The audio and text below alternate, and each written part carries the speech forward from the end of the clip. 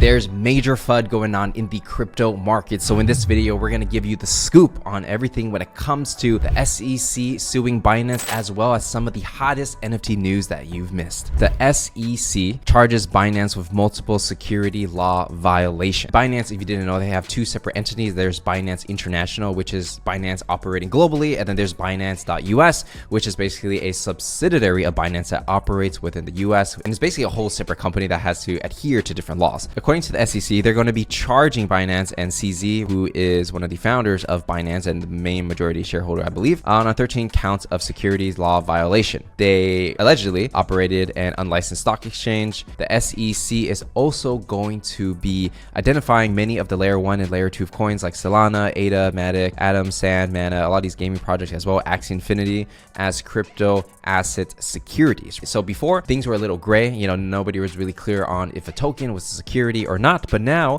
the SEC is putting their foot in the ground and saying, hey, actually these are going to be securities. Now, from my understanding of the law, just so you know, I'm not a lawyer, so don't take anything as financial advice or even legal advice or anything. According to Sagomore, hopefully I'm pronouncing his name correctly on this, he wrote a little nice thread, and just so you know, this person is going to be the in-counsel at Chiro Labs and Azuki, so he probably does a lot of legal stuff for Azuki, right? He's just kind of breaking down what the charges are, which is like a lot of wash trading, a lot of like selling securities, like selling coins on the exchange and things like that. Just going down the allegation that the SEC alleges is that Binance is also using customer funds and commingling them with other funds, which would be pretty bad if that was true. The thing you have to pay attention to is that, this is kind of bad news when we're looking at the crypto markets. Most of the major coins have dipped a little bit, right? Ethereum dipped like 3%. Other coins probably dipping even harder, especially like Solana and Polygon, Matic, which has been named as securities now. So here are my personal thoughts on things moving forward. The SEC is suing Binance and CZ. However, in the American court of law, you're innocent until proven guilty. So if they do have a lot of evidence and they have hard facts that,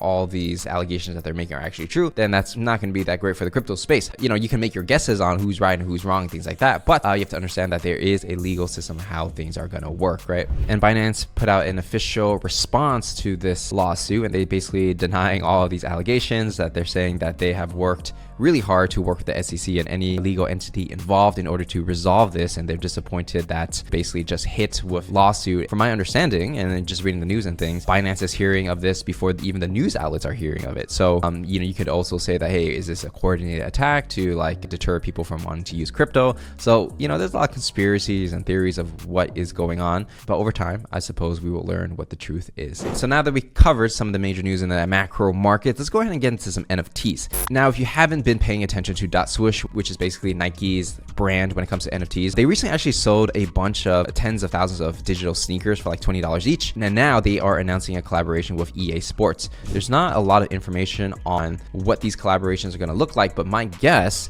is that because .swoosh has proven to sell tens of thousands of sneakers, which is like millions of dollars of digital sneakers, and without really selling to the NFT market per se, right? There's not like a lot of hype, not a lot of people are talking about it, but people still bought it. So going into this particular thread from Carl over here, 97k boxes sold, which is almost 100,000 sneakers, which is quite impressive. And then the speculation that, hey, can you use these sneakers in different games? That will be a definite possibility because you can already customize your player's sneakers. But if you can, buy it in the game and it's actually an NFT, but nobody knows it's really an NFT, that is interesting. And what if you can like take those shoes and put it in different platforms or different games as well, as long as it's compatible? So we're definitely seeing a shift in how NFTs are selling. It's not so much the NFTs like PFPs that are popping off. Now, I really do believe that, larger companies are going to find ways to sell just like digital assets. Like, so Starbucks is already doing it on Polygon, Nike's doing it with .swoosh, and we're going to see more and more examples of this where the asset itself, maybe there's no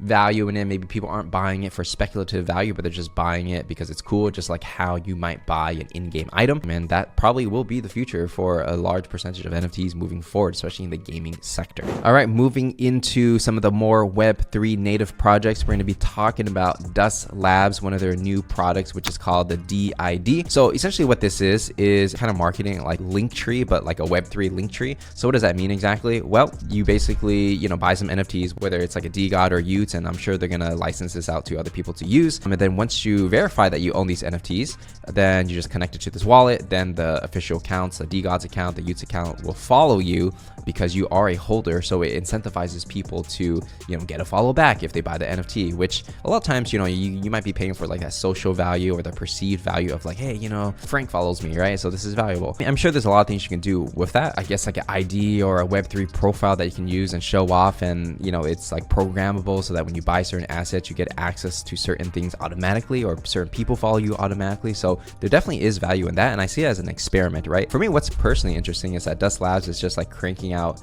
different, I guess not really random, but like different product ideas based around the Web3 space. So for example, if you go on their degods page, you're gonna see like other communities and brands have used some of their products. Host and explore to give your community insights on your collection. They have a whitelist tool as well. They have clubs and sub-DAO tools. The way I see it, degods and use is just experimenting, and they have a whole different arm, basically creating all this software on the back end. And then once they create it for themselves, they can then sell it B2B, or business to business, to other projects who want to do something similar to what they've done. As long as y00ts and degods continues to gain attention and do really good marketing, and they just have a core group of audience that keep wanting to buy whenever the price is low, then they can make money on the back end selling software. And Dust Labs is almost like a software incubator in a sense, just building tools for people to use. And best of all, their PFP is their marketing. So it's quite an interesting, fresh take on how to do a SaaS, or a software as a service business. Now, going into the Web2 market as well, which is, slowly but surely merging into Web3, Apple recently has announced a groundbreaking AR headset, which is called the Apple Vision Pro. So this is basically an augmented reality headset, not virtual reality, right? So if you've seen what Facebook has done, Facebook basically said like, hey, you're gonna live in a virtual world. Apple is basically saying like, hey, you're not gonna necessarily live in a virtual world. You're gonna live in the same world you always lived in, except we're gonna add layers of technology on top of it, so that instead of going into the metaverse, right, and putting goggles on, you're in your office or whatever, and then you put this on and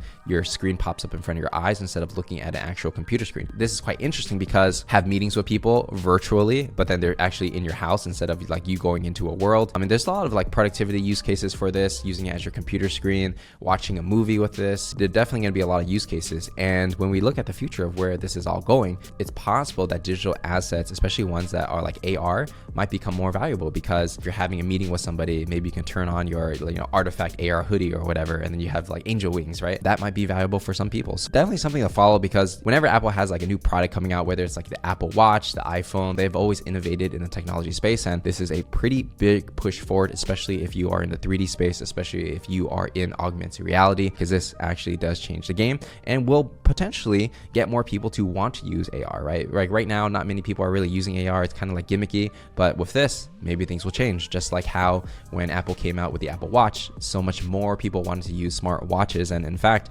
Apple Watches like completely dominate the smart watch industry, and I believe it is the most popular watch in the world as well. So just never underestimate Apple is what I've learned. So with that said, that's everything we got to cover for this video. If you enjoyed it, make sure to give it a like, subscribe, turn on notifications, and I will see you in the next one.